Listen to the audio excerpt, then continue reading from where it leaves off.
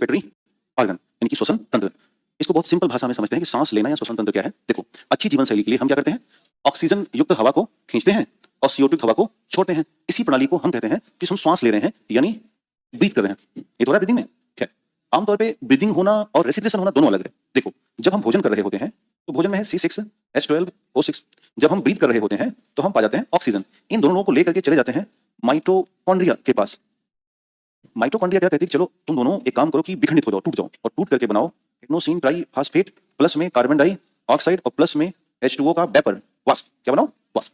अब जो ATP है इसी से हमें मिलती है ऊर्जा, यानी कि हमारी जो बैटरी है पूरे दिन की चार्ज होनी, ये तभी चार्ज होगी जब हम क्या बनाएंगे, ATP। जैसे इस समय आपके ई रिक्शा में 20% बैटरी बची है क्योंकि आप बहुत देर से पढ़ रहे हो।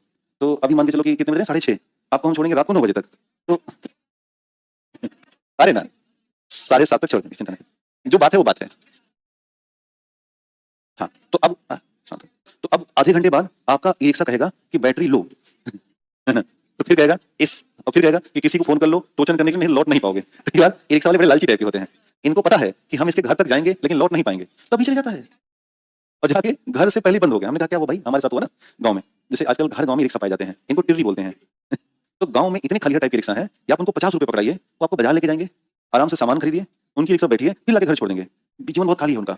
तो गांव की जो महिलाएं हैं उनके जीवन में बहुत ये बड़ा बदलाव आ गया है। 5 महिलाएं इकट्ठा करती हैं 10-10 रुपए। रिंकी की मम्मी, पिंटू की मम्मी है ना, खुशबू की अम्मा है ना, संगीता की अम्मा और पारुल की माई तो इस तरह से 5 महिलाएं मिल करके 50 इकट्ठा करेंगे और इसके बाद वो रिक्शा बैठ जाएंगे, फिर पहुंचेंगे बाजार। सामान लेंगे करीब घंटा भर, महिलाएं सामान आम बात नहीं है 2 घंटा तक सामान, और रिक्शा वाला बैठा है और म्यूजिक लगाया है, म्यूजिक म्यूजिक चला है और अच्छी बात यह है कि वो भी अपने घर के लिए सब्जी लेगा। और उसके बाद रात होते होते ये रिक्शा को आके पहुंचे गांव में। फिर सोचो, अब अभी छोटी बात नहीं है, अब रिंकी की अम्मा अपने दरवाजे पर उतरेंगी, ठीक है, 2-2 झोला लेंगे ना, लेकिन पिंटू की मम्मी वहां नहीं उतरेंगी पिंटू दरवाजे उतारो। इस तरह से उसको गांव में ही लग जाता है करीब 25-30 मिनट तक। उसके बाद टोटल मनी कितना, 50। हमने कहा यार धैर्य बहुत है, तुमको देख करके मुझे इतना ही सुकून आता है कि तुम्हारा एग्जाम्पल MBA वालों को देना चाहिए, है ना, कि 3-3 जोड़ो, आगे नेटवर्क मार्केटिंग बनती चली जाएगी। तो भारत में रिक्शा जब से आया तब से आर्थिक उन्नति लाया है, महिलाओं के जीवन बहुत सकारात्मक बदलाव लाया है। अब वो किसी भी रिश्तेदारी यूं ही चली जाती हैं। एक रिक्शा गांव में है, पहले तय कर ली भैया 150 रुपए देंगे, पूरा दिन रहना पड़ेगा 8 बजे चलेगी। गांव में खाना वाना कोई दिक्कत नहीं है ना, 8 बजे के रिक्शा पहुंच गया रिश्तेदारी, 9 बजे तक उनके घर पहुंच गए, मौसी घर। और उसके बाद एक बिस्तर पा के लेटे हैं, सो रहे हैं, खाना टाइम पर खा लिया, शाम तक निकले, फिर आके पहुंचे। टोटल इनकम कितना हुआ, 150। लेकिन खुश बहुत है, बहुत खुश है क्योंकि भोजन मिला, दिन भर सोए और शाम तक पी करके चले आए तो ई रिक्शा पे बहुत स्टोरियां हैं जो कि बदल रही हैं। खैर, पॉइंट पे करते हैं। तो हमने ग्लूकोज देखा, ऑक्सीजन देखा, माइटोकॉन्ड्रियन तोड़ा, ATP में, CO2 में, H2O में। तो जो ये ऊर्जा बनी, वास्तव में इसी ऊर्जा के निर्माण की भावना को कहा जाएगा श्वसन प्रक्रिया। क्या कहेंगे? और हम जो O2 CO2 कर रहे हैं यह है ब्रीदिंग, श्वसन। तो लिखा है कि ऑक्सीजन की उपस्थिति में ग्लूकोज का विखंडन होना, इससे ATP CO2 और जलवाष्प बनना, इस पूरी प्रक्रिया को, और यह एक प्रकार की कैटाबोलिक है। कैटाबोलिक मतलब विखंडनकारी। क्या होता है? क्योंकि देखो विखंडन किसका हुआ, ग्लूकोज का। ग्लूकोज कॉम्प्लेक्स है और ये सब सामान्य है, तो ग्लूकोज टूटा। इसलिए ध्यान देना, जब जब श्वसन प्रक्रिया होती है तब तब वजन में कमी आएगी, और जब जब आप श्वास खींचोगे ऐसी स्थिति में वजन बढ़ेगा। यानी कि यदि कोई संवेदनशील तराजू पर खड़ा है, खींचा सांस, तो कुछ ना कुछ तो वजन बढ़ा ही लेगा, चाहे माइक्रोग्राम में। लेकिन यदि कोई खा नहीं रहा है तो सांस तो ले ही रहा है, तो उसका ग्लूकोज टूटेगा। ग्लूकोज टूटेगा तो उसका वजन धीरे धीरे कम हो जाएगा, जिसे शास्त्रों की भाषा में डाइटिंग कहते हैं। क्या कहते हैं? डाइटिंग। समझे? हाँ, शास्त्र वहीं से निकलता है। तो अक्सर लोग हमारी भाषा में उपवास कहते हैं, बट डाइटिंग थोड़ा स्टाइलिश वर्ड है कि आई एम ऑन डाइटिंग। आगे देखते हैं। लिखा है पूरी श्वसन प्रक्रिया में शामिल अंगों का समूह श्वसन तंत्र कहलाता है। जब हम हवा को अंदर खींचते हैं तो शरीर का वजन, लेकिन श्वसन प्रक्रिया में वजन घटता है, ये ध्यान रखिएगा। अब यहाँ पे 2 शब्द आपने इस्तेमाल किया, कैटाबोलिक, एक शब्द है एनाबोलिक। एनाबोलिक का मतलब होता है जुड़ना, और कैटाबोलिक का मतलब होगा टूटना या विखंडन होना।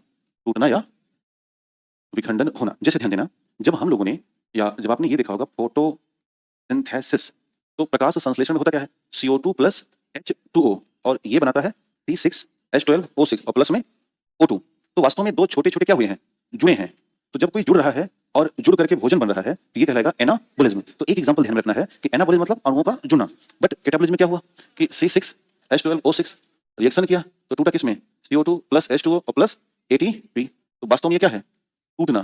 तो जो श्वसन की प्रक्रिया देखी हमने वो कहलाई कैटाबोलिक, लेकिन जो हमने प्रकाश संश्लेषण देखा वो कहलाया एनाबोलिक। उम्मीद है समझ में आया? तो बस इसको इतने पे ही ध्यान दें, बाकी से कोई मतलब नहीं है। चलिए बेटा, क्या बेटा? अरे ठीक है, मतलब अब ठीक है। यहाँ बेटा मैंने नहीं लिखा है, मुंह से नहीं बोल रहे हैं, मतलब हद है। हाँ ये सब प्लीज गाना सुनना पड़ेगा। चलिए, दुनिया में सबसे पहली बार श्वसन व्यवस्था के बारे में एंटोनियो लेवेजियर ने बताया था। लेवेजियर वास्तव में केमिस्ट्री के जन्मदाता हैं। ऐसी कहावत है कि लेवाजियर ना तो कभी दूसरा होगा और ना कभी कोई हो सकता है। इन्होंने दुनिया में उस सिद्धांत को खत्म किया जिसे कहता है फ्लोजिस्टन का प्रिंसिपल। बेसिकली दुनिया में पहले जो विज्ञान है वो दर्शन था, बाद में विज्ञान बना। दर्शन मतलब भारत में साधु महात्मा विज्ञानी थे, कोई भी साधु सब वैज्ञानिक थे। तो जब यूरोप की कंट्रीज में विज्ञान आया तो उससे पहले भारत की तुलना में यूरोप में ज्यादा अंधविश्वास है। हम लोग खाली बदनाम है अंधविश्वास के नाम पे, वो इतने अंधविश्वासी हैं कि वो कुछ भी कर देते हैं अंधविश्वास के नाम पे। तो वहां पर ये था कि पादरियों का ये कहना था कि एवरीथिंग इज गॉड। अगर ये कोई लकड़ी है ये जल गई तो इसका मतलब था कि इस लकड़ी में भगवान थे, आपने इसे जलाया तो भगवान उड़ गए यहाँ से। जब भगवान उड़ गए God disappear and the remaining is ash, जो रिमेन बचा वो राख है। तो उन्होंने ये कहा था कि आग लगने के पीछे का रीजन है गॉड। लेकिन जब लेवाजियर आए तो उनका कह रहे ऐसा कुछ नहीं है, the basic reason is the presence of oxygen gas. तो लोगों ने कहा अरे यू चैलेंज टू गॉड। तो राजा से इनकी बुराई कर दी, राजा को बुलाओ लेवाजियर को मारो, गला काट दिया और गला काट के मार दिया।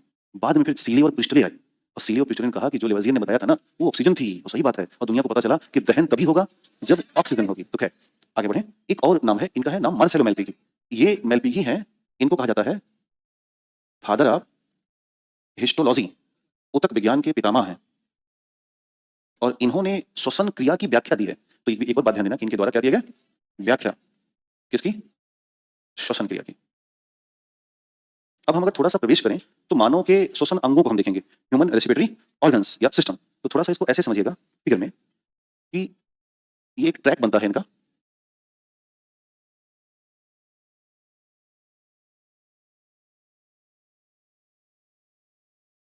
कुछ ऐसा।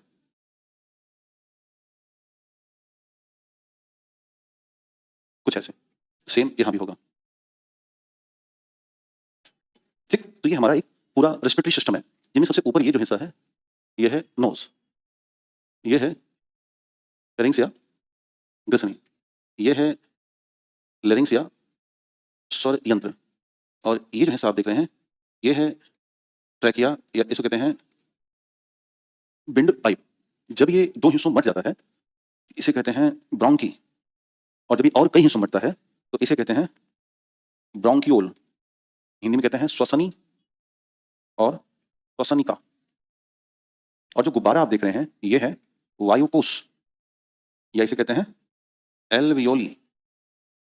इसके अलावा ये राइट लंग है और ये लेफ्ट है। यहाँ पर थोड़ा सा झुकाव है, इसे कहते हैं हृदय खांच, क्योंकि यहीं पर हमारा हृदय फिट होता है।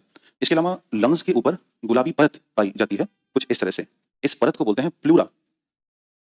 प्लूरा तो किसी भी मानव का जो श्वसन तंत्र है, सिस्टम है, वो इन सभी को मिला के बनता है। नाक, फिर ग्रसनी, फिर स्वरयंत्र, और फिर ट्रैकिया, फिर वायु श्वसनी और श्वसनिका, फिर लंग्स राइट एंड लेफ्ट, फिर उसी में एल्वियोली। ये है कंप्लीट सिस्टम। तो अगर एक एक करके सबको हम देखें तो पहला जो हिस्सा है वो है नसिका। श्वसन प्रक्रिया का सबसे प्राथमिक अंग है जो हड्डी और उपहड्डी से बना होता है। यहाँ ध्यान देना, आगे जो हिस्सा है वो है उपस्थिका और पीछे होती है अस्थि, है ना, दोनों का मिक्सचर है। मुख्य कार्य है श्वसन के साथ साथ गंध की भी संवेदना प्राप्त करना। नाक दो कामों के लिए इस्तेमाल होती है, एक तो सांस खींचने के लिए, एक सूंघने के लिए। नाक ना हो तो हम सूंघ ही नहीं पाएंगे, तो कुछ भी खा सकते हैं, तो बड़ी मुश्किल है भाई। सड़ा हुआ भोजन कैसे पहचानते हो, नॉट गुड। कई बार आंखों से दम हो जाता है ना, आंखों से भोजन नहीं समझ सकते हो कि फिर आदमी क्या करता है सुबह सुबह ना गंध आ रही है यानी कि अच्छा नहीं है। खैर क्या मस्त पढ़ाते हो सर, अरे हाथी का भार भैया, है ना, हृदय से बोला है। हम भी हृदय से कह रहे हैं। तो दरअसल मुझे इस पूरी व्यवस्था में एक ही चीज बहुत नफरत है, वो है फास्ट टीचिंग। मेरे बस में कभी नहीं आया कि मैं हल्ला करूं। दूसरा, हमने कभी इसको एक्सेप्ट नहीं किया कि मैटर कटे, थोड़ा समय बढ़ना चाहिए, क्योंकि मूल आत्मा अध्यापन की केवल इतनी है कि कोई सुने तो सुनता ही रहे। अब ये नहीं समझ में आता कि हम मार देंगे, तोड़ देंगे, फाड़ देंगे, है ना। ये थोड़ा सा बेसिकली ना, जैसे आपने खान साहब को देखा होगा कि जब वो वीडियो बनाते हैं तो कभी ये नहीं कहते कि शेयर करो, सब्सक्राइब करो, लाइक करो, घंटा दबाओ, नाटक करो। एक आता ना कि please press the bell icon and you find my video just, क्या कर रहे हो यार, है ना। तो hello guys, I am Sumesh Shukla presenting a special video. तो क्या करना चाहते हो, ये सब नाटक पसंद नहीं आता। सर सीधे कहते हैं जय हिंद, स्टार्ट करते हैं, बात बताए न जय हिंद, जय हिंद से शुरू, जय हिंद से खत्म। भैया आपकी मर्जी हो लाइक करो, ना मर्जी हो ना करो। अब जब आदमी कंटेंट पे काम करेगा ना, जब वो अपनी बात रखेगा शानदार तरीके से, तो 100% लाइक करेगा। तुम्हारे गिड़गिड़ाने इस पे लाइक करेगा, लाइक कभी मर जाएंगे, है ना। तो ऐसा नहीं होता कि हम जल नहीं पियेंगे, हमसे जल पियो चाहे ना पियो। ठीक, सर बायोलॉजी का डर खत्म हो गया, नहीं डर बना के रखो। ठीक, अब देखो, तो नाक में 2 छेद होते हैं। क्या बात बताई मैंने, 2 है ना, नाइस बायोलॉजी, है ना। दुनिया में किसी को पता है नहीं, याद रखो कितने। जैसे केजीएस में ये सुविधा तो नहीं है, बट मैं एक जगह पढ़ा रहा था ड्यूरिंग कोविड-19, तो वहां पर 45 मिनट को 1 घंटा मानते थे और 44 मिनट को आधा घंटा मानते थे। एक बार गलती से मैं 44.20 सेकंड पे क्लास बंद कर दिया। हमने कहा अब क्या करूं, 44-20 तो 45 हो गया। तो कह रहे कि नहीं, 44-30 अगर होता तो 45 होता। कांटा मेरी तरफ है। तो तो उन्होंने आधे घंटे का पैसा काट लिया। तो मैंने कहा रुको तो बेटा, तुम मुझसे नेतागिरी मत करो। अगली जितनी भी क्लास मैंने पढ़ाई 45-1 45-2 पे क्लोज कर दिया। जैसे ना कोई नमस्ते ना कोई कल मिलेंगे, भाड़ में जाओ। है ना? तो ये जो शिक्षा का व्यापारीकरण हो गया, खान साहब ने इसको रोका। इन्होंने इस पॉइंट को, दूसरा एक तरीका क्या था, जैसे मैं बच्चों को देखता हूँ एमसीक्यूज करते हैं यूट्यूब पे कि 4 ऑप्शन लगा लिया, उसके बाद बताओ इस बैक्टीरिया नामक रोग किससे होगी। तो अब बताया कि अच्छा खुजली किससे होती है, bacteria, fungus, protozoa, virus, viceroy, है ना, किससे होगा। अब वो क्या कर रहा है, इतना बोल के खड़ा हो गया। दूसरा पहला काम करेगा, जाके उत्तर देखेगा, पहले उसको पता नहीं, अच्छा डी है तो ठीक। अब कहेगा चलो संगीता, रमेश, मुकेश तुम बताओ। अच्छा संगीता तो डी बोल रही है, ना ना ना। अब वो नाटक कर रहा है, क्या समय काट रहा है। एक सवाल पर जब जैसे 5 मिनट बीता वैसे कहेगा डी ऑप्शन, दूसरा है। हाँ, और फिर अच्छा बड़े मासूम बच्चे हैं, वो ये कहते हैं मेरा नाम लो। जैसी अच्छा एक बच्चा उसी ने आके कह दिया सर नाइस टीचिंग, अब उसको अगर कह दिया नाइस टीचिंग तो 12 मिनट तो गया उसका। बहुत थैंक यू, आपने इतना कहा, आभार, आपके घर में कोई झाड़ू पोछा काम हो तो मैं कर दूंगा, अगर खाना नहीं बना पाते तो बताना, हम आके बना देंगे, बहुत आभार। ये सब चीजें बहुत नेगेटिव थी। तो खान सर ने इन चीजों को बहुत ध्यान दिया। इन्होंने ये रखा कि जैसे हम लोग भी एमसीक्यूज कराते हैं, लेकिन 1 घंटे में 200, 250, 300 चलेगा पूरा, कि आज ही खत्म, क्योंकि ये सब नाटक नहीं, बच्चों के पास मौका कहाँ है इन सब चीजों का। खैर पॉइंट पे हो तो नसिका में जो वायु का फिल्टर है वो बाल करते हैं, एक आना एक, याद है ना, स्पाइन। हाँ, इसका मतलब है कि जो अवांछित कण थे उसे बाहर निकाला गया है। एपोप्टोसिस एक समस्या होती है, इस दौरान नाक से खून आ जाता है, जैसे ये, तो ये कहलाता है हिंदी में नक्सील। अक्सर कई बार ना कच्चा आम खा लेने से भी हो जाता है, ज्यादा कच्चा आम खा लोगे तो। नजोला क्रिमिनल डक्ट एक लाइन है जो कि नाक और आंख से जुड़ी है, तो कई बार महिलाओं में आंसू नाक से भी गिरने लगते हैं, रो रही हैं, बच्ची जा रही हो। तो ये थोड़ा सा होता है, फीमेल में एक्टिव होता है, मेल में भी जिनकी नाक थोड़ी बड़ी है उनमें भी एक्टिव रहेगा। ये नाक आंसू थे। तो ये चीजें होती हैं। खैर एक और बीमारी होती है साइनाइटिस। अब साइनाइटिस का ये पूरा मतलब है कि जो पूरा इलाका है इसमें स्वेलिंग आ जाती है और बहुत दर्द होगा, ये पूरा एकदम सर चढ़ा सा रहेगा, नसिका के भीतर म्यूकस मेम्ब्रेन में सूजन आ जाएगी, और यही एक बड़ा रीजन है कराटे का भी, हालांकि बहुत सारे रीजन है, मोटापा कराटे का रीजन है। दूसरा है एनोस्मिया। एनोस्मिया का मतलब है कि किसी भी तरह की गंध महसूस नहीं कर सकता व्यक्ति, नाक काम करना बंद कर दी। आगे बढ़ते हैं। इसके बाद दूसरा हिस्सा था ग्रसनी। मुख और नजोला कैविटी के पीछे इसोफेगस के ऊपर एक विशिष्ट अंग है जिसको हम पाचन और श्वसन दोनों के रूप में जानते हैं, जिसे कहा जाता है ग्रसनी। ये केवल हवाओं को आगे बढ़ाने में मदद करता है। एक और है स्वर यंत्र, आवाज निकालने वाला। यह एक वॉइस बॉक्स है जो कि श्वसन के साथ साथ ध्वनि उत्पादन में मदद करता है। इसमें एक वोकल कार्ड होता है जहां कंपन होगा, ध्यान देना, ये छोटे छोटे वोकल कार्ड लगे होते हैं, इन्हीं में जब हवा आती है तो इनमें वाइब्रेशन उत्पन्न होगा, और वही वाइब्रेशन हम फिर अपनी भाषा में कन्वर्ट कर लेते हैं, है ना। जैसे ये वाला खेलो, ये किया तो ये करा, तो इसका मतलब कि वोकल कार्ड से हम आवाज तो निकाल रहे हैं, बट अभी हमने किया हमने भाषा बना ली, हिंदी बोल रहे हैं, फिर हम कहेंगे जैसे लैंग्वेज ये अंग्रेजी भाषा दो ही मुझे आती है तो दोनों हम बोल दिए, तो बेसिकली है ना, संस्कृत खाली जितना आपका पता उतनी मुझे आती है, रामा रामो रामा, हे राम हे रामो हे रामा, बात खत्म। तो ये जो वोकल कार्ड है इसका वाइब्रेशन बहुत मायने रखता है। इसी वोकल कार्ड के ऊपर एक लीड होता है, ढक्कन, वो लीड खाना खाते समय बंद हो जाएगा और बोलते समय खुल जाएगा। तो जब खाओ बोलो दोनों के तो भात जाके फंस जाएगा वोकल कार्ड में, है ना, तो आपको खांसी आनी शुरू हो जाएगी। तो ये कुछ कॉन्सेप्ट इसलिए कहते हैं खाते समय बोलो मत। इसी वोकल कार्ड के सामने यहाँ पर टेटुआ होता है जिसे हम कहते हैं एडम्स एप्पल। वास्तव में ये महिलाओं में नहीं होता, या होता भी है तो छोटा होता है। पुरुषों की गर्दन ज्यादा बड़ी होती है लंबाई के कारण। भारत की बच्चियां 5 फीट की ही होती हैं, अगर उससे ऊपर है तो आगे चल के प्रॉब्लम आएगी। तो 5 फीट ही आदर्श मानक है, या 5 फीट 1-2 इंच, उससे ऊपर नहीं जाना चाहिए। उससे ऊपर ज्योग्राफिकल कंडीशन है, आप जितना ऊंचाई पे जाओगे उतना आपको ग्रेविटी परेशान करेगी ना, तो फिर आगे चल के होता क्या कि आपका जो बॉडी स्ट्रक्चर है फीमेल का वो मेल से काफी अंतर में है। तो बहुत ऊंचाई होने पर हम लोग कहाँ रहते हैं, हम लोग यहीं पे रहते हैं ना, भूमध्य रेखा के आसपास रहते हैं। तो इसका बड़ा मामला है कि इसलिए हमारी जो बच्चियां हैं वो 5 फीट बहुत मानक माना गया है। ज्यादा है तो दिक्कत नहीं हो, तो माता पिता के ऊपर डिपेंड करेगा ना। 5.5 फीट बहुत खींच गया तो 6 फीट नहीं होना चाहिए, और आमतौर पर 6 फीट की बच्चियां नहीं होती हैं। भाई 6 फीट का मैं ना हूं। मैं 6 फीट से थोड़ा कम हूं, तो कॉमन सी बात है कि ये एक आदर्श लंबाई है हमारी, बहुत कम भी नहीं है, काम भर का हो जाता है कि हाँ लगभग हम सेना नहीं जा सकते, नहीं जा सकते, नहीं जा सकते, जा सकते हैं, हाँ लगभग काम बन जाएगा। एक तो आता है ना ऐसे कोई नापने वाला। उसमें वीडियो में दिखाता है कि वो बाल बड़ा कर लेगा, ऐसे जाएगा ना टका के जाना चाहिए, तो वो बच्चे उसे क्लास होते हैं ना सेना वाले। तो जो एडम्स एप्पल है इसका काम होता है कि जो हमारा स्वर यंत्र है उसको सुरक्षित करो, कारण हवा से कहीं बजने लगे। नहीं तो यहाँ पे जैसे सॉरी एडम्स एप्पल होता नहीं, हवा लगती तो आप जा रहे हो करके तो अच्छी बात नहीं रहेगी। तो एक तरीके से इसका काम क्या है, तो स्वर यंत्र को सुरक्षा देना। इधर ये जो अंग्रेजी भाषा में लिखा गया है ये वही है जो यहाँ पर हिंदी भाषा में लिखा गया था, अपनी भाषा का चुनाव कर लीजिएगा। आगे स्वर यंत्र और तारत्व को थोड़ा समझते हैं। फिजिक्स में आपने देखा भी होगा कि देखो मेल का जो वोकल कार्ड है, स्वर कोश है, वो बड़ा होता है। अब स्वर कोश बड़ा होने का मतलब है कि यह मीटर अथवा एमएम में बड़ा होता है, और खासकर एमएम में। मीटर या एमएम का मतलब होता है वेवलेंथ। जब भी हम मीटर की बात करते हैं तो वो मात्रक है किसका, वेवलेंथ का। तो इसका मतलब है कि पुरुषों में जो तरंग दैर्ध्य है वो ज्यादा होती है। तरंग दैर्ध्य ज्यादा होने का मतलब है आवृत्ति का कम हो जाना। आवृत्ति जैसे कम होती है तो पिच भी क्या होती है, कम। ये दोनों रिस्पॉन्स करते हैं मोटी आवाज के लिए, मोटी आवाज। इसके ठीक विपरीत फीमेल की अगर हम बात करें या बच्चों की बात करें तो इनका जो स्वर कोश है वो छोटा होता है। छोटा होने का मतलब है तरंग दैर्ध्य कम हो गई, तरंग दैर्ध्य कम हुई तो आवृत्ति ज्यादा हो गई, आवृत्ति ज्यादा होते ही पिच हाई हो गई। ये पिच का हाई होना, आवृत्ति का हाई होना रिस्पॉन्स करता है आवाज का पतला होना। जैसे मच्छर, आजकल वो है ना एकदम नाकेबल गाता है वीडियो में जीने लगा ऐसे, ठीक है? तो वो बेसिकली बहुत पतले पिच में गा रहा है। हाँ जी, अच्छा अच्छा। और मोटी आवाज का मतलब रोरिंग, शेर का दहाड़। तो बट ये कुछ कॉन्सेप्ट है। इसके बाद श्वसन, जो श्वास नली है या वायु नली है, और ब्रोंकाई और ब्रोंक्यूल्स होते हैं, ये भी श्वसन तंत्र के हिस्से हैं, बट उतना ज्यादा महत्वपूर्ण नहीं है आपके एग्जाम के हिसाब से, बस ये ध्यान रखना। मेन इसका कौन सा है? एल्वियोली। अब एल्वियोली फेफड़ों की क्रियात्मक और संरचनात्मक इकाई होती है, इसके द्वारा गैसों का आदान प्रदान होता है। अब इसको समझिएगा, जैसे ये है एक एल्वियोली और इसके बगल बगल में पतली पतली ब्लड वेसल्स होती हैं। जैसे ही CO2 प्लस ब्लड निकला था हार्ट से, याद है? तो वो CO2 प्लस ब्लड इसमें एंट्री कर जाएगा और ये CO2 अब आगे बढ़ता रहेगा, लेकिन इस CO2 को बाहर निकाल दिया जाता है और इसमें अब एंट्री दे दी जाएगी ऑक्सीजन की। तो अब ये इसमें हो गया ऑक्सीजन, तो अब जो ब्लड निकला वो हो गया ऑक्सीजनेटेड, और ये ब्लड अब राइट की लेफ्ट हार्ट में प्रवेश करेगा। और ये कहाँ था? राइट हार्ट में था, क्योंकि यहाँ पर गैसें आदान प्रदान में आ रही हैं, एक जा रही है और एक आ रही है। बाजार में भी यही होता है, पैसा दो सामान लो, तो इसलिए इसको हम बोलते हैं गैसों का बाजार। गैसों का बाजार। तो हमारा जो फेफड़ा है वो मार्केट है, और मार्केट कैसी लगी है? गैसों की। O2 वहां पर खरीदा जा रहा है और CO2 बेचा जा रहा है, तो हमने बाजार कह दिया। ध्यान देना, इस दौरान जब ये प्रक्रिया हो रही होती है तो कौन सा सिस्टम लगता है? सरल विसरण विधि। और जब हमारा ये वायुकोश हवा को पार कर रहा होता है तो टोटल 2400 किलोमीटर का एक ट्रैक बनाता है, क्योंकि 10 लाख वायुकोश है ना, एक फेफड़े में कम से कम 10 लाख है प्रति। छोटे छोटे छोटे छोटे बहुत सारे गुब्बारे हमारे फेफड़े में लगे हैं। इनमें से अभी हमारे आपके लगभग 50-60 हजार फेफड़ा फट चुका होगा, खराब हो चुका होगा, ब्लैक हो गया होगा, कारण कि धूल भरी चीजों में हम रह रहे हैं, प्रदूषण बहुत ज्यादा है ना। तो 10-15 हजार 20 हजार तो काम नहीं करते होंगे, वही दिल्ली वालों के लाखों में काम नहीं कर रहे होंगे। तो जैसा स्थान वैसा वायुकोश का जाम होना। खैर आगे बढ़ते हैं। क्या भैया? हाँ, गाँव जाओगे, अच्छे माहौल में रहोगे तो ठीक हो जाओगे। सेल्फ रिपेयर प्रोसेस तो बॉडी में होती है ना। खैर अगला है ह्यूमन लंग्स। तो लंग्स दो हैं, राइट एंड लेफ्ट। मानव फेफड़ा श्वसन का प्राथमिक अंग है, जिसमें लाखों की संख्या में वायुकोश उपस्थित हैं। गुलाबी रंग और भूरे रंग में शंक्वाकार 1200 से 1300 ग्राम वजनी है, और हमारे वक्ष गुहा में यानी कि ऊपर थोरेसिक कैविटी में होता है। दाहिना फेफड़ा तुलनात्मक बड़ा होता है और बायां वाला थोड़ा छोटा होता है। तो है बड़ा है तो भारी भी होगा। ट्रैकिया के बाद शुरू होता है फेफड़े का विशेष बाह्य परत को प्लूरल परत कहते हैं, और एक द्रव भरा होता है, इसको बोलते हैं प्लूरल द्रव। बायां फेफड़ा बीच से झुका होता है, जिसे क्या बोलेंगे? कार्डियक नोच। हम लोगों ने जो फोटोग्राफ्स बनाए थे इससे पहले उसको हमने पूरा समझा। ये वाला फोटो, यानी कि हमने नाक देखी, ग्रसनी देखा, सोरियम देखा, ट्रैकिया देखी, वायुकोश देखा और पूरा फेफड़ा समझ लिया। इस पूरी व्यवस्था को कहते हैं मानव का श्वसन तंत्र। उम्मीद है आपको यहाँ तक समझ में आ गया होगा, कोई दिक्कत नहीं है? ठीक।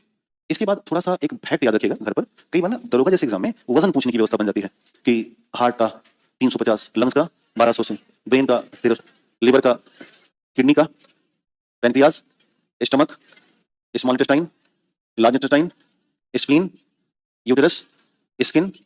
तो सबसे ज्यादा वजनी अंग कौन सा है? अच्छा, तो एक सवाल ये आएगा कि सर्वाधिक वजनी तो लगाना होगा स्किन, लेकिन एक सवाल ये आ जाएगा कि सबसे वजनी ठोस अंग कौन सा है? तो ध्यान देना, अगर ठोस अंग पूछे तो वो हो जाएगा किडनी। उम्मीद है यहां तक आप आज की कार्यक्रम को रोकते हैं, और कल आपका क्या रहेगा? टॉनिक। तो टॉनिक बिस्लरी जो भी कार्यक्रम है उसे शानदार करिए। हम आपको दोबारा मुलाकात करेंगे 11।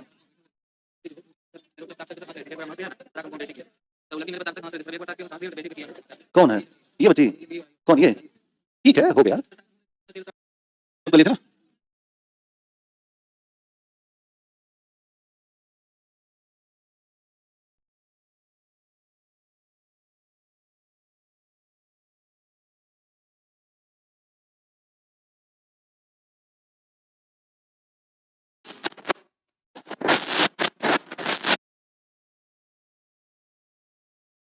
जब कॉल हाँ, तो अब पढ़ना चाहिए था आपको। क्या करते हैं बैठ के?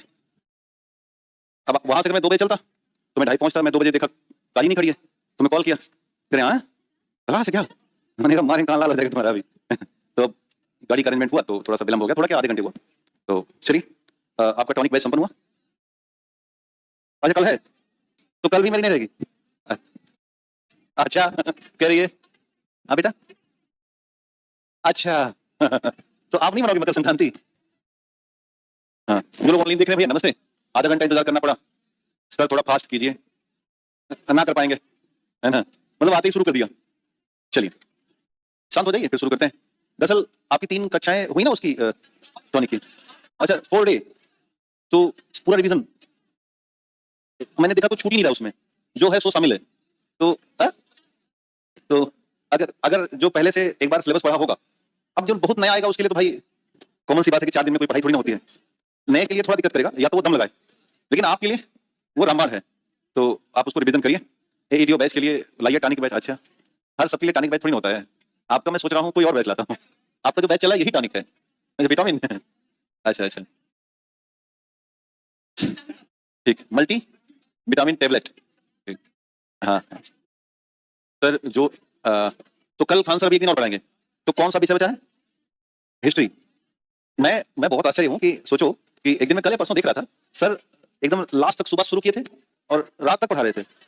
हाँ हाँ, एक दिन शायद उनके गले में दिक्कत आ गई थी, कल का ही। हाँ, मैं उनको मैसेज किया कि सर थोड़ा सावधानी से। वही है, कई बार ना व्यक्ति के अंदर जैसे जज्बा सा होता ही है कि, और उसी का रीजन होगा कि हम आगे जैसे रिजल्ट आएगा तो फिर आप यहाँ पर आओगे, तो जब आप यहाँ पर आते हो फिर हमारी सारे दुख दर्द दूर हो जाते हैं, फिर हमें लगता है काम हुआ था। और अच्छे से करके आइए आप लोग, सब लोग। 18 को पेपर है। हाँ अच्छा, 2 दिन है, तो कुछ का 18 होगा, कुछ का 21 होगा। खैर कोई नहीं, तो हम लोगों ने जहां से क्लास को रोका हुआ था वहीं से स्टार्ट करते हैं। और हम लोग बातचीत कर रहे थे ह्यूमन रेस्पिरेटरी सिस्टम, याद है? और देख लिया गया था ये वजन हम लोगों ने याद किया था, याद है कि हार्ट का 350, लंग्स का 1200 से, ब्रेन 1350, लिवर 1500, किडनी 125 से 190 ग्राम, पैंक्रियाज 90 ग्राम, स्टमक 150 ग्राम, स्मॉल इंटेस्टाइन 2000 यानी 2 किलोग्राम की, लार्ज इंटेस्टाइन 1500 ग्राम की, और स्प्लीन 150 ग्राम, यूटेरस 60, और त्वचा सबसे बड़ा जो अंग है वो त्वचा ही है, और इसे ध्यान रखना है। खैर अब हम थोड़ा सा आपको इसके बेसिक समझाना शुरू कर रहे हैं, उसे समझिएगा। फिर हम लोग आज 2 चैप्टर पर बातचीत करेंगे। इसको समझने के बाद जैसे जो मेन बड़ा वाला मामला है वो संपन्न हो जाएगा, तो फिर हम लोग बात करेंगे सेल और दूसरा टिश्यू। आज सेल और टिश्यू कर लेंगे, कल अगर मेरी क्लास रही तो ठीक है, शायद नहीं रही, आप बता रहे हो तो। नहीं, सुबह में मैं मेंस में रहता हूँ ना, तो देखता हूँ जैसा भी ये लोग सेट करेंगे अपना। अभी मतलब मुझे आज को लेके 2 कक्षाएं और चाहिए। कल यानी कि एक दिन चाहिए हम लोग जिसमें डिजीज याद कर लें पूरी, और ह्यूमन हेल्थ, विटामिन वगैरह, और एक क्लास में प्लांट और एनिमल किंगडम जो भी बचता है मामला उसको। तो मेरे हिसाब से यदि इस तरह से करके जाएंगे, बाकी टॉनिक बैच में खान सर ने भी पढ़ाई होगा ना पूरा। हाँ हाँ हाँ हाँ, देखो उसका मतलब ये है ना, देखो मैं जो पढ़ा रहा हूँ है ना, हम हमें वो दिया गया है कि सामने से कवर करो और खान सर पीछे से बैक लें। तो हमारा काम ये है कि बायो में जैसे जो भी टीचर आपको, जैसे बायो में मुझे कहा गया है कि ऑल ओवर आना चाहिए, तो अब इसी में से जो काम का है वो खान सर ने आपको टॉनिक में पढ़ाया, तो इस तरह का। और 2 कुछ आपने टेस्ट पेपर भी तो दिया, तो कुल मिला के चारों तरफ से घेरने का प्रयास है। जैसे हम लोग जब बीपीएससी में सवाल कैसे फंसा पाते हैं, ऐसे तो कर पाते हैं। एक बार क्लास में बहुत बड़ा पढ़ाते हैं, फिर उसके बाद हम टेस्ट पेपर कराते हैं 30-35, उसके सवालों को बहुत शानदार करते हैं, क्लासरूम में टेस्ट पेपर करवाते हैं। तो करीब करीब बायो में ही मान के चलो कि 1000 प्लस एमसीक्यू हो जाता है। टोटल साइंस के मिला लें तो 3000 प्लस एमसीक्यू पे काम कर लेते हैं। फिर हम एक विजेता बैच लेते हैं, विजेता बैच के लिए अलग से एफर्ट करते हैं। तो अब इतना कुछ मांझने के बाद यदि कोई सामान्य व्यक्ति भी होगा तो वो जाकर के अच्छा परफॉर्मेंस कर ही देगा, और उसकी उसकी भूमिका है कि हम रिजल्ट ठीक ठाक लाते हैं। तो खैर आपके साथ भी यही होगा, मैं ऐसा मानता हूँ। खैर तो ब्रीदिंग एक वर्ड है, हमने कल देखा था कि सामान्य सांस लेना ब्रीदिंग कहलाता है, और जब हमने ऑक्सीजन और ग्लूकोज को तोड़ा था और एटीपी बनाया था तो ये कहलाता था रेस्पिरेशन, याद है? और रेस्पिरेशन एक कैटाबोलिक प्रोसेस था, यानी कि हमारा वजन कम हो रहा था, और जब हम सांस लेते हैं, सांस खींचते हैं तो वजन बढ़ रहा था। ये बातें हमने देखी हैं। तो ब्रीदिंग का मतलब हो गया कि O2 प्लस एयर को खींचना, O2 प्लस एयर को खींचना, तथा CO2 प्लस एयर को बाहर निकलना। तो 2 शब्द हैं, इंस्पिरेशन एक एक्सपिरेशन। इसे हिंदी भाषा में कहते हैं निहि श्वसन, और एक्सपिरेशन को कहते हैं उच्च श्वसन, उच्च श्वसन। तो दोनों का बहुत सिंपल सा एग्जांपल है या जानकारी है, वो ये है कि जब हम हवा अथवा श्वास को अंदर खींचते हैं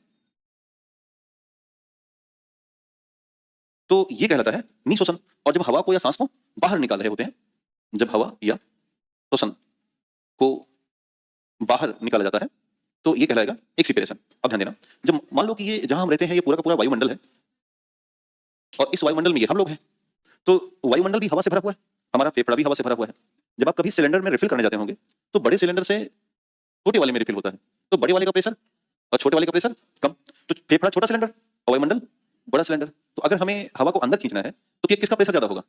वायुमंडल का प्रेशर ज्यादा होगा, हमारा फेफड़े का प्रेशर कम होगा। यानी कि जब हम हवा को अंदर खींच रहे होते हैं तो ऐसी स्थिति में फेफड़े का वायुदाब कम होगा और वायुमंडल का वायुदाब अधिक होता है, वायुमंडल का वायुदाब ज्यादा होगा। और इन दोनों में अंतर जो होता है वो होता है 1 से 3 mmHg, मिलीमीटर पारे का दाब। यानी कि हमारा फेफड़ा 1 से 3 mmHg अपना प्रेशर कम कर लेता है, और तब हम हवा को अंदर खींच लेते हैं। लेकिन जब हमें हवा को बाहर निकालना होगा तो इसका वही वर्षा उल्टा करना पड़ेगा। यानी जब हम हवा को बाहर निकाल रहे हैं तो ऐसी स्थिति में हम फेफड़े का दाब बढ़ा लेते हैं, और अब वायुमंडल का दाब इसकी तुलना में कम दिखाई देगा, और जब ऐसा होगा तो ही हम हवा को बाहर निकाल के फेंक पाते हैं। यानी कि 2 बातें हम समझ समझी, एक बार हमने फेफड़े का वायुदाब कम किया और एक बार हमने फेफड़े का वायुदाब ज्यादा किया। जब कम किया तो हवा को अंदर लिया, और जब ज्यादा किया तो हवा को बाहर किया, और इसी प्रक्रिया से हम सांस लेना शुरू करते हैं। अब जब हम हवा को नीचे खींच रहे होते हैं, यानी कि अंदर खींच रहे होते हैं, तो ऐसी स्थिति में 21% मात्रा में ऑक्सीजन, 78.09% मात्रा में नाइट्रोजन, और 0.03% मात्रा में कार्बन डाइऑक्साइड, इन तीनों को हम अवशोषित कर रहे हैं, खींच रहे हैं। लेकिन जब हवा को हम बाहर निकाल रहे हैं तो ऐसी स्थिति में 17% मात्रा में ऑक्सीजन बाहर निकालते हैं, 78.09% में नाइट्रोजन बिना किसी बदलाव के बाहर छोड़ देते हैं, और दूसरा 4% मात्रा में CO2 हम बाहर निकाल रहे हैं। यानी कि सांस लेने के परसेंटेज पूछे जा सकते हैं और सांस छोड़ने के परसेंटेज पूछे जा सकते हैं। तो इन परसेंटेज को अगर देखा जाए तो एक तो हमने देखा इंस्पिरेशन यानी कि निःश्वासन 21% ऑक्सीजन, लेकिन जब हमने सांस छोड़ी यानी कि हमने जैसे बाहर निकाला तो हम कितना 17% ऑक्सीजन, यानी कि ले तो आप 21 रहे हो और छोड़ बाहर रहे हो 17, यानी कि टोटल 4% कंज्यूम कर रहे हो। तो ये भी कई बार सवाल कर सकता है कि टोटल कितना हम कंज्यूम करते हैं, तो टोटल 4। दूसरा 78.09% हम नाइट्रोजन लिए और सेम वैल्यू का नाइट्रोजन हम बाहर निकाल दिए। अब आपसे सवाल ये कर सकते हैं ऐसा क्यों?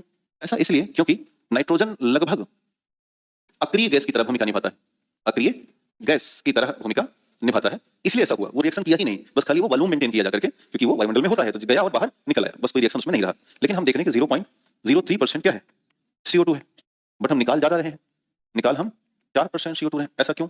ऐसा इसलिए कि जब देखा गया आपने कि ग्लूकोज हमने तोड़ा और किससे, ऑक्सीजन से रिएक्शन करके, तो बना था एडेनोसिन ट्राइफॉस्फेट प्लस CO2 और प्लस H2O। तो यही जो CO2 बन रहा है ये क्या हो गया, ज्यादा हो गया। इनके जितना हम भोजन खाएंगे उतना ज्यादा CO2 हम बनाएंगे। तो यही वजह था कि लिया तो गया वायुमंडल से कम CO2, लेकिन भोजन करने की वजह से हमने उसे तोड़ डाला और ग्लूकोज टूट गया तो क्या बनाया, CO2 बनाया, और CO2 बनाया तो उसको हमने क्या कर दिया, बाहर कर लिया। तो इस तरह से ये बाहर और अंदर की बातें आपसे पूछी जा सकती हैं। अब ध्यान देना, जो हमने कहा था कि भाई हमारा जो फेफड़ा है उसका दाब एक बार कम होगा और एक बार ज्यादा होगा, उसके दाब को कम और ज्यादा होने के पीछे का रीजन है ये डायफ्राम। हमारे दोनों फेफड़े के नीचे, जैसे मान के चलो कि अगर मैं ये फेफड़ा बना लूं लंग्स, तो हमारे दोनों लंग्स के नीचे इस वाले हिस्से पर ये एक पेशीय रचना होती है। मान के चलना कि यह एक पेशीय रचना है और इसके सिकुड़ने और फैलने की वजह से ही ऐसा होता है कि हम फेफड़े के दाब को कम और ज्यादा कर लेते हैं। तो डायफ्राम अगर ना हो तो इसका मेन काम क्या है, तो उत्तर होगा फेफड़े के वायु दाब को परिवर्तित करते रहना, परिवर्तित करते रहना। जब आवश्यकता पड़े तो वायु दाब कम करो और जब आवश्यकता पड़े तो वायु दाब को ज्यादा कर दो। बहुत सिंपल सी परिभाषा है कि डायफ्राम एक अद्वितीय पतली और आंतरिक पेशी है जो कि अनैच्छिक रूप से कार्य करती है, हमारे कंट्रोल से बाहर है, वो ब्रेन के कंट्रोल में है। ये वक्ष गुहा और उदर गुहा को विभाजित करती है। आप यहाँ पर देखना फोटो में कि ये हिस्सा हो गया वक्ष गुहा और इसके बाद शुरू हो जाता है उदर गुहा, तो दोनों के बीच में इस वाले हिस्से में ये पेशी है, इसलिए पॉइंट दिया गया है कि ये वक्ष गुहा और उदर गुहा को विभाजित करती है। इसके सिकुड़ने और फैलने से हम सांस ले पाते हैं, अर्थात इनहेल और एक्सेल करते हैं। इनहेल मतलब अंदर लेना, एक्सेल मतलब बाहर निकालना, और डायफ्राम की कार्यप्रणाली के द्वारा ही ये प्रक्रिया संभव हो पाती है। अब ध्यान दो, आपसे 2 सवाल एग्जाम में पूछे जा सकते हैं कि हम जब सांस ले रहे हैं या हम ब्रीदिंग कर रहे हैं तो ऐसी स्थिति में हम 2 गैसों से बातचीत करते हैं, एक O2 से और दूसरा, ये 2 गैसें हमारी बॉडी में कंपल्सरी ही हैं, इसके अलावा गैसों की उतनी आवश्यकता होती नहीं, नुकसान पहुंचा सकती हैं। तो हाँ जी, हाँ बेटा, अच्छा देखो, ऑक्सीजन सिलेंडर जो होता है, मान लो ये ऑक्सीजन सिलेंडर है, इसको किसी रोगी के मुंह में लाके लगा दिया गया, तो आपने देखा होगा कि यहाँ पर एक पानी भरा होता है। देखो, हम जो ऑक्सीजन लेते हैं कभी भी इंसान ड्राई ऑक्सीजन नहीं सोख सकता। अगर हम ड्राई ऑक्सीजन सोखना शुरू करेंगे तो हमारे फेफड़े खराब हो सकते हैं, नुकसान पहुंच सकता है। तो एक बात तय करना कि ड्राई ऑक्सीजन पॉसिबल नहीं है, क्योंकि हम जब से हमारा जन्म हुआ, जब से धरती पर आए, तब से हम मॉइस्ट ऑक्सीजन सोख पाए, क्योंकि ऑक्सीजन के साथ साथ नमी भी होती है ना भाई, जहां भी हम रहते हैं। कभी आप अगर अब बस ध्यान रखना कि ज्यादा नमी ना होने पाए और ज्यादा सूखापन भी ना होने पाए। जब आप कभी बहुत बरसात वाले क्षेत्र में चले जाओगे तो आपको इस तरह सांस लेना पड़ेगा, ऐसे करना पड़ेगा। और जब आप कभी बहुत ड्राई एरिया में जाओगे तो भी आपको प्रॉब्लम आएगी। हम लोग तो बहुत सिंपल एरिया में रहते हैं, मैदान में रहते हैं, तो इसलिए जब भी किसी को ऑक्सीजन सिलेंडर दिया जाएगा तो पहले सिलेंडर और फिर पाइप जाएगी पानी में, और पानी से होता हुआ ये वास्तव में डिस्टिल वाटर होता है, उस पानी से एक पाइप लगी होगी जो कि उस व्यक्ति के मुख में मास्क लगाया जाएगा। तो यही तो प्रॉब्लम जा रही थी कोरोना में कि भाई ऑक्सीजन सिलेंडर लगातार देना पड़ रहा था उसको। कोविड में SpO2 की वैल्यू बहुत कम हो जा रही थी, तो यदि किसी व्यक्ति को लगातार ऑक्सीजन सिलेंडर दिया जाएगा तो होता क्या है ना कि उसके चेहरे पर नमी के कारण बहुत फंगस आ जाते हैं। जहां नमी होती है कौन सी बीमारी होगी भाई, दांत खाज खुजली बरसात के मौसम में शुरू होती है, कारण नमी। तो वही दिक्कत आई थी, तो लोगों को कोरोना के दौरान देखो ब्लैक फंगस की बीमारी पकड़ लेती, जो बहुत दिन तक हॉस्पिटल में भर्ती रहते थे। तो ध्यान देना कि ऑक्सीजन को हमें अगर सांस लेनी है सिलेंडर में तो ऑक्सीजन प्लस मॉइस्चर क्या चाहिए, बाकी और कोई ऐसी गैस की आवश्यकता उसमें नहीं है। हीलियम कई बार बहुत माइन्यूट मात्रा में मिलाते हैं, बाकी कोई कंपल्सरी नहीं है बेटा, है ना। कभी भी ध्यान देना, डॉक्टरी या मेडिकल जगत में हीलियम की आवश्यकता नहीं है। हीलियम की आवश्यकता तब होगी जब आप किसी और एक्शन में जाओगे। हमेशा ध्यान देना, डॉक्टरी ऑक्सीजन सिलेंडर में ऑक्सीजन के साथ नमी की मात्रा होती है बस, है ना। हीलियम तभी हम मिक्स करेंगे जब आप एक्शन में आओगे, लाइक स्कूबा डाइविंग करना शुरू करो, है ना, लाइक आप ऊपर जाना शुरू करो, यानी कि क्लाइंबिंग करना शुरू करो, ऐसी स्थिति में हमें हीलियम गैस की आवश्यकता लगती है। तो रक्त में ऑक्सीजन और CO2 का परिवहन होगा ब्लड के माध्यम से, तो लगभग 97 से 98% ऑक्सीजन कहाँ होगी, याद आ रहा है, हीमोग्लोबिन उठा के ले जाएगा। बाकी 2 से 3% ऑक्सीजन होती है प्लाज्मा में। ये दोनों सवाल एग्जाम में आ सकते हैं कि क्या 100% ऑक्सीजन हमारे ब्लड में होती है? अरे भाई ब्लड में होती है बट फिर पूछेगा कि क्या 100% ऑक्सीजन कैरी होता है हीमोग्लोबिन के द्वारा? 2 से 3% ऑक्सीजन कैरी होता है। हाँ, अब ध्यान दो, 20 से 25% CO2 यानी कार्बन डाइऑक्साइड RBC या रक्त कणिकाओं द्वारा होता है, और 70% बाइकार्बोनेट, ब्लड में बाइकार्बोनेट होते हैं उनके द्वारा होगा, और 7% CO2 प्लाज्मा में घुली होती है। तो ये भी आपसे पूछा जा सकता है, दोनों के क्रम हमें ध्यान में एग्जाम में रखने हैं, ये वाले भी और ये वाले भी। खैर आगे बढ़े, कोई बात नहीं भाषा में। अब ध्यान दो, एक शब्द है सेलुलर रेस्पिरेशन। अभी तक जो हमने आपको समझाया वो ब्रीदिंग था, यानी नाक का मामला, खींचना और छोड़ना, और यहां तक डायफ्राम कोशिका के साथ शुरू होती है, तो इसे कोशिकीय श्वसन कहते हैं। तो इसे कोशिकीय श्वसन कहते हैं। और ये दो तरह का, एक है एरोबिक और एक है अनएरोबिक। हिंदी में कहते हैं आक्सी कोशिकीय श्वसन, आक्सी कोशिकीय श्वसन, और दूसरी है अनाक्सी कोशिकीय श्वसन, अनाक्सी कोशिकीय श्वसन। बहुत नाम से क्लियर है कि आक्सी में ऑक्सीजन होगा और अनाक्सी में ऑक्सीजन नहीं होगा, यानी इस वाली में ऑक्सीजन अवेलेबल है बट इस वाले में ऑक्सीजन अवेलेबल नहीं है। लेकिन ये तय बात मान के चलना कि दोनों अभिक्रियाएं हो कहां रही हैं? कोशिका के भीतर। अभी थोड़ी ही देर बाद आप पढ़ना शुरू करेंगे कोशिका। मैं एक प्री इंफॉर्मेशन आपको बताता हूं कि कोशिका का मसला क्या है। ध्यान देना, किसी भी कोशिका को अगर हम बहुत पास से देखें तो सबसे पहले होता है सेल मेम्ब्रेन। थोड़ा अंदर जाएंगे तो इसमें भरा हुआ है विशेष तौर का लिक्विड जिसे कहते हैं कोशिका द्रव्य। क्या बोलेंगे? कोशिका द्रव्य, या हिंदी में अंग्रेजी में बोलते हैं साइटोप्लाज्म या कोशिका द्रव्य। यानी अगर कोई व्यक्ति कोशिका में प्रवेश करना चाहा, कुछ भी, जैसे ऑक्सीजन चाहे इला कोशिका में चलते हैं, तो पहले उसको कहां प्रवेश करना होगा? कोशिका के द्रव्य में घुसना पड़ेगा। और कोशिका का द्रव्य जब पार कर रही होगी तो अंदर में जाके उसको मिलेगा माइटोकॉन्ड्रिया। माइटोकॉन्ड्रिया। तो इस आक्सी श्वसन या अनाक्सी श्वसन में हम ये ध्यान रखना है कि दोनों में कोशिका आ रही है और दोनों कोशिका के रिएक्शन में दो हिस्से भाग लेने वाले हैं, पहला तो कोशिका द्रव्य, दूसरा माइटोकॉन्ड्रिया।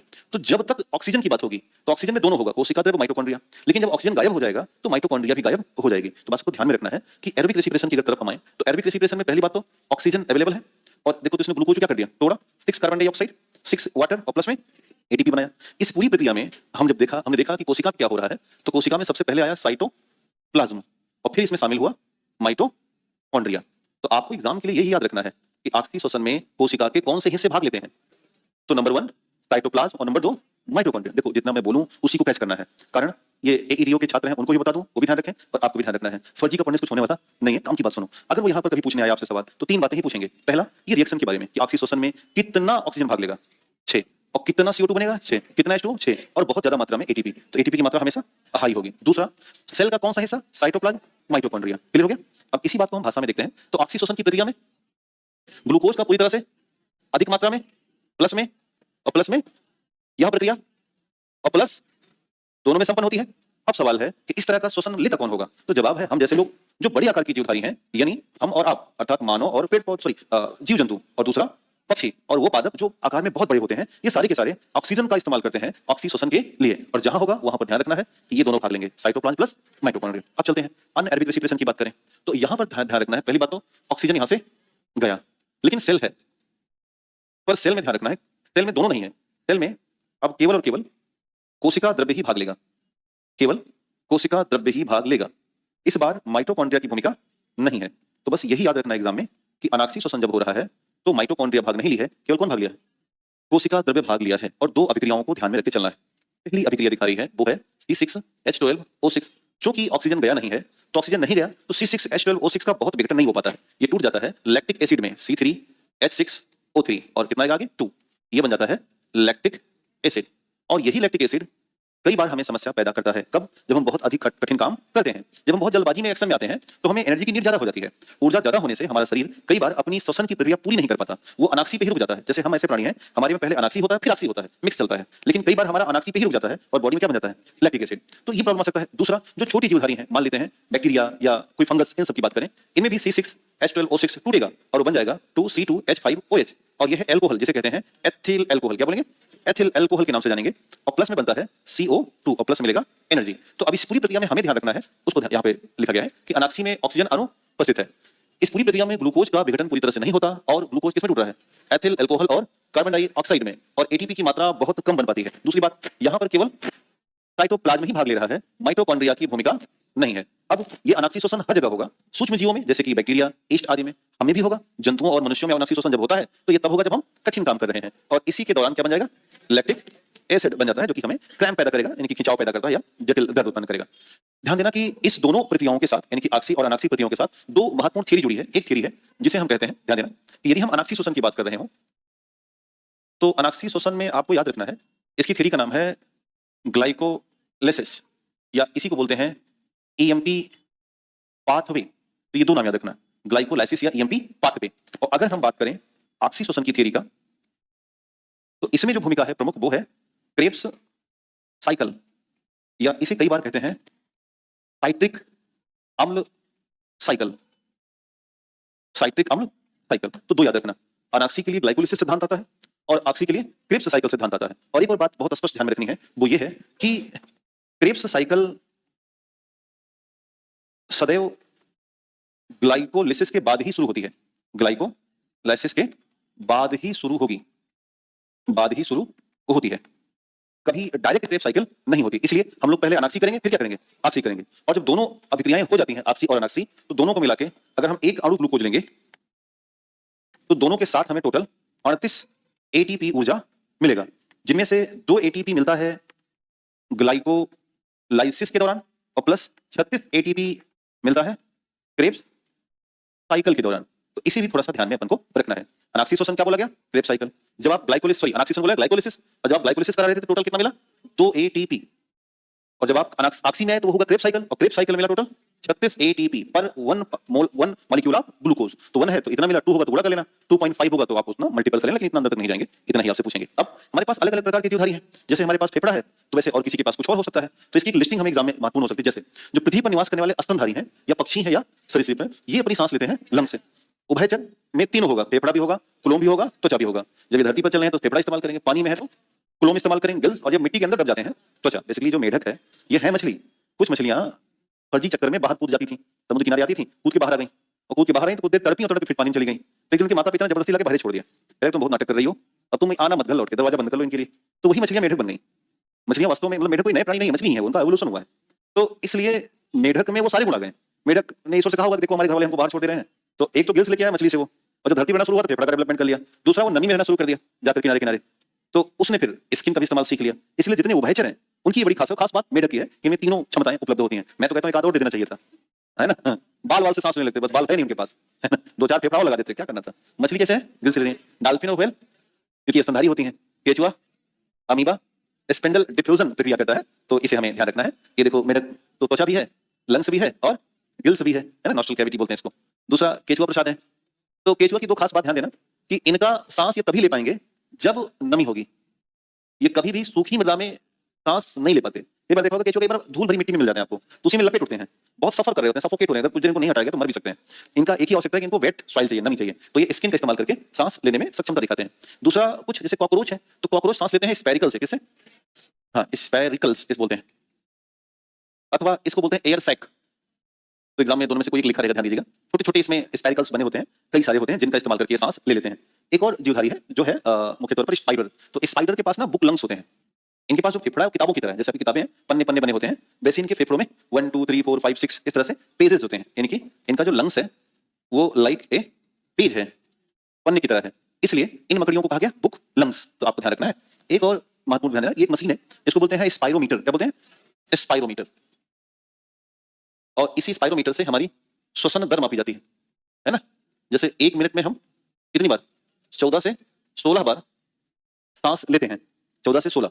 अब 60 मिनट आमतौर पर हम ध्यान देते नहीं ना, लेकिन जैसे अभी शरीर किया हो तो आप उसको 25 बार कर देते हो, क्या हुआ। अब उसके बाद नॉर्मल हो गए तो 12 से 14 से 16 कर लेते हैं। तो कई बार देखो जिनको अस्थमा की समस्या हो जाती है उनको ये दिया जाता है गुब्बारा खेलने के लिए कि आप फूंको तो ऊपर उठाओ, तो जो लाल वाला है कम उठेगा, हरा वाला ज्यादा उठ जाता है। एक तरीके से खेल भी है और दूसरा एक्सरसाइज भी हो जाती है। इसी से जुड़ा हुआ शंख आता है ना, कि सुबह सुबह शंख बजाओ तो फेफड़े पर पूरा, फेफड़े प्रेशर होते हैं, तनाव में जाएंगे तो फेफड़ों में जो बलगम जमा है या कुछ इंप्यूरिटीज जमी होती है वो फिर सांस के माध्यम से बाहर आ जाती है। तो ये तरीका है। खैर आगे बढ़ते हैं। कुछ बीमारियां हैं फेफड़े से कनेक्टेड, उनको ध्यान देना। जैसे एक बीमारी है एस्बेस्टोसिस, इसको बोलते हैं ऑक्यूपेशनल लंग डिजीज, यानी हिंदी में कहेंगे व्यावसायिक फेफड़े की बीमारियां। व्यावसायिक फेफड़े की बीमारियां, वास्तव में हमारा जो फेफड़ा खराब होता है उसके पीछे व्यवसाय प्रमुख भूमिका निभाता है। जैसे जो हमारे ट्रैफिक कंट्रोल के सिपाही होते हैं, ये जो मान लो आपका नौकरी लग गया, किसी दिन कोई मंत्री जी आ रहे थे तो दरोगा साहब पूरा दिन सड़क पर है आज, तो सड़क पर है तो मंत्री की 40 गाड़ियां क्रॉस हो रही हैं, धन धन धन, तो धूल उड़ेगी, दरोगा साहब लेकिन हटेंगे नहीं, हटेंगे नौकरी हट जाएगी। तो अब ठीक है आपकी दिक्कत नहीं है जो 1 ही 2 दिन का मामला है, बट अरे जितना मास्क लोग भगवान जानते हैं, मास्क लगाना जो जब मंत्री नजर डाल दिया ना, ये कौन दरोगा मास्क लगा खड़ा है, तो बोला तो क्या करोगे। मंत्री बहुत बड़ी चीज होती है, आप सरकारी नौकरी में जाइए तो सही, जो ये स्वतंत्रता है जीवन का ना, ये सब बंद हो जाएगा बहुत तक। अभी तो बड़ा मजा आता है कि नौकरी मिल जाए तो ये कर देंगे वो कर देंगे, पर जो कर रहे हैं उनको हम देख रहे हैं ना पास से, तो आम बात नहीं है। जैसे कई बार बच्चे मुझे फोन करते हैं छोटी नौकरियों वाले कि सर कहो तो छोड़ दूं, 2 ही तो नौकरी है दुनिया में, या तो डिप्टी एसपी, या तो एसपी, या तो एसडीएम, या तो डीएम, बाकी तो सब नौकरियां हैं जीवन चलाने के लिए। तो इसलिए मैं कहूंगा कि बस जाओ लौटो वहां से, जाओ 1-1.5 साल अपना देखो कि हो क्या रहा है, उसका भी अपना, क्योंकि जब आप दरोगा से डिप्टी एसपी बनोगे तो आपको कोई डिस्टर्ब नहीं कर पाएगा, क्योंकि आप दरोगा की सारी बातें जान रहे होंगे। तो हाँ भाई, सीधे डिप्टी एसपी बनने वाले बच्चे जो होते हैं उनको जो खांटी दरोगा होते हैं झला देते हैं। खांटी दरोगा जानते हो,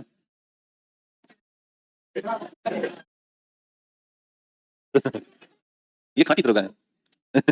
हैं?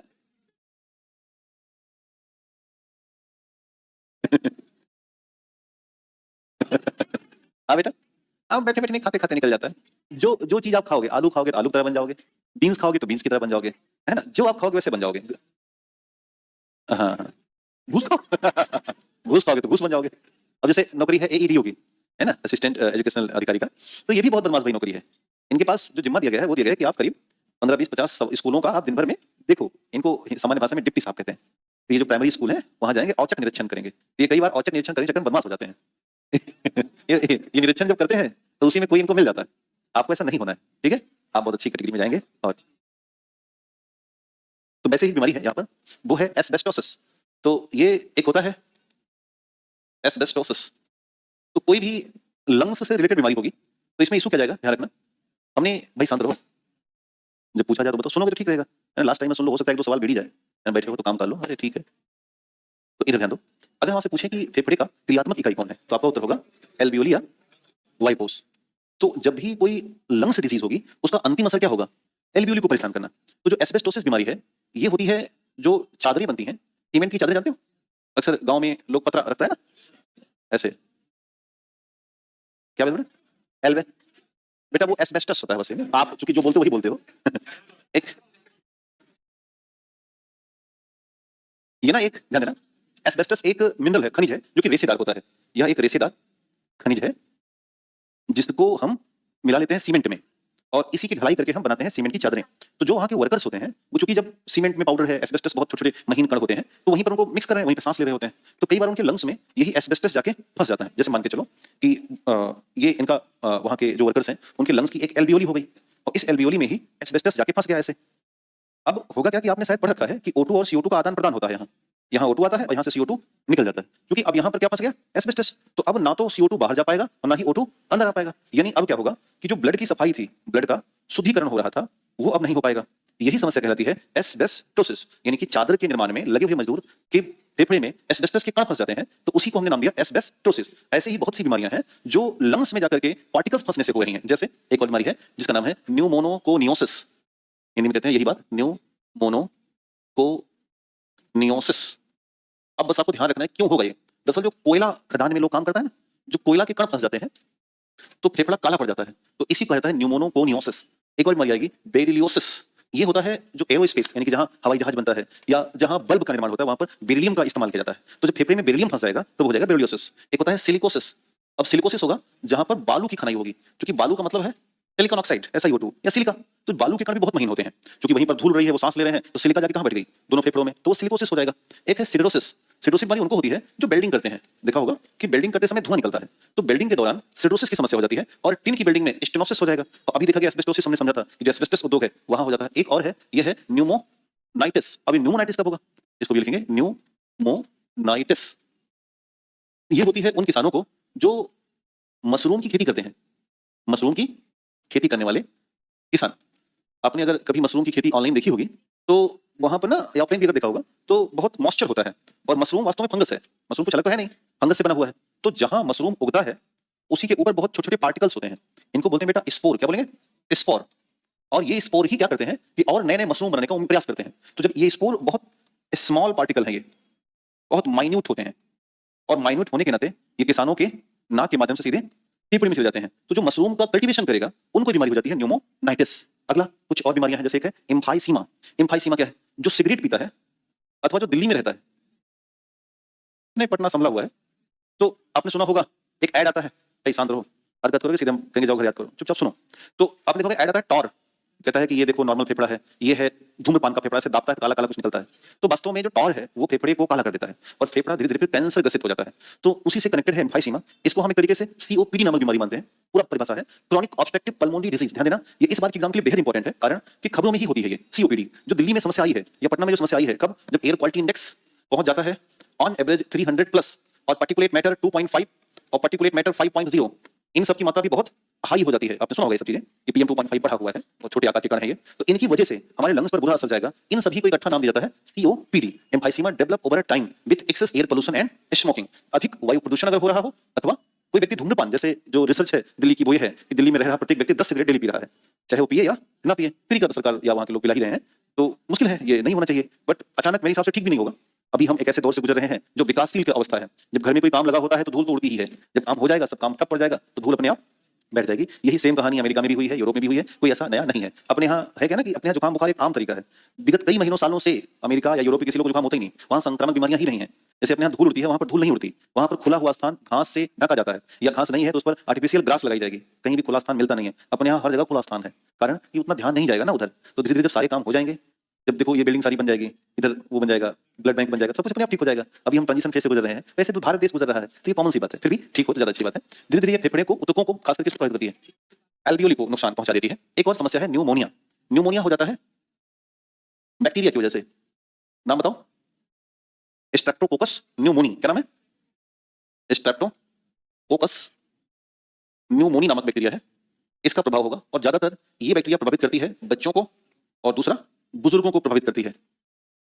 और इसका भी प्रभाव क्या होगा, तो जो एल्वियोली है इसमें मवाद बलगम भर जाएगा, यानी कि फैट की मात्रा बहुत अधिक हो जाती है। और फैट जब ज्यादा हो जाएगा तो अब जो O2 और CO2 का मामला था वो ब्लॉक कर जाएगा। और यही वजह है कि इनको भी सांस फूलने की समस्या और बुखार जैसे सिम्टम्स आने शुरू हो जाते हैं। बच्चे चूंकि एक्टिव होते हैं वो बच जाते हैं, बुजुर्ग उतने सक्रिय हो नहीं पाते, ताकत कम रहती है, इसलिए ज्यादातर भारत में मौतें निमोनिया की वजह से भी बुजुर्गों की हो जाती है। एक और बीमारी है आस्थमा, नाम सुना होगा।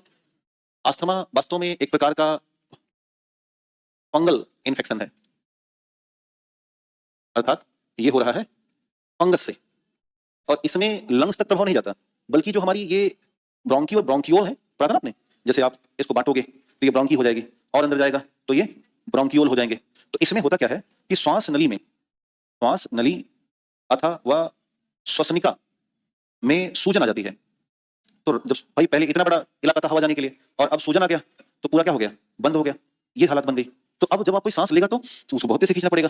तो यही जो सूजन है ये सांस लेने में बाधा पैदा कर देती है, सांस लेने में बाधा उत्पन्न करती है, जिसी को हम अस्थमा नाम देते हैं। इसमें भी बुखार आ जाएगा। और अस्थमा की सबसे बड़ी समस्या क्या है कि जिंदगी भर रहता है, अगर ये एक बार आ गया तो मरने के बाद ही जाता है, इसलिए बड़ा ही खतरनाक है। एक मिनट रुकना, नहीं कोई चांस ही नहीं है, दवा है, रिहेबिलिट तो कर ही रहा है, बट ठीक नहीं होता। अगर आप युवा हैं तो ठीक हो जाएगा। तो यहीं पर हमने जीव विज्ञान का जो ह्यूमन एनाटॉमी वाला सिस्टम था उसे कवर कर लिया। अब हम प्रवेश कर रहे हैं एक नए चैप्टर की तरफ, जिसका नाम है सेल यानी कोशिका। बहुत ध्यान से सुनिएगा और समझिएगा।